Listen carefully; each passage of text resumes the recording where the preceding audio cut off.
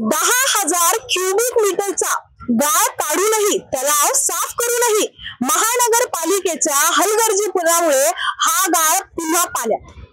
नमस्कार, सध्या आपण आलेलो आहे कात्रज तलावाच्या परिसरात आणि तुम्ही इथे बघू शकता की किती गाळ पुन्हा एकदा पाण्यात आलेला आहे। गेल्या काही महिन्यापूर्वी महानगरपालिकेने आदेश दिला होता की पावसाळा चालू व्हायच्या आधी तलावाची साफसफाई करण्यात येणार आहे। त्याचा पूर्ण गाळ आणि कचरा काढण्यात येणार आहे आणि तो कचरा साफ करण्यात आला देखील होता।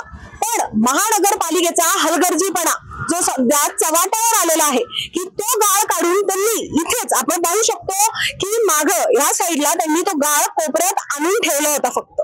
आणि मेच्या महिन्यात अचानक पुण्यामध्ये पाऊस आल्यामुळे हा गाळ पुन्हा वाहून पाण्यात आलेला आहे। आणि आता इथे जो हा परिसर आहे कात्रज तलावाचा तो सदानकदा गजबजलेला असतो। लोक आणि लहान मुलं देखील इथे आलेले असतात आणि त्यांना या घाणेरड्या परिसरात बसून राहावं लागायला लागले। आता माझा महानगरपालिकेला हा प्रश्न आहे की पुन्हा आता ह्या तलावाची साफसफाई कधी करण्यात येणार आहे का? लोकांनी जे टॅक्स पे केलेलं होतं त्या सगळा पैसा पण पाण्यात जाणार आहे या कचऱ्यासारखाच।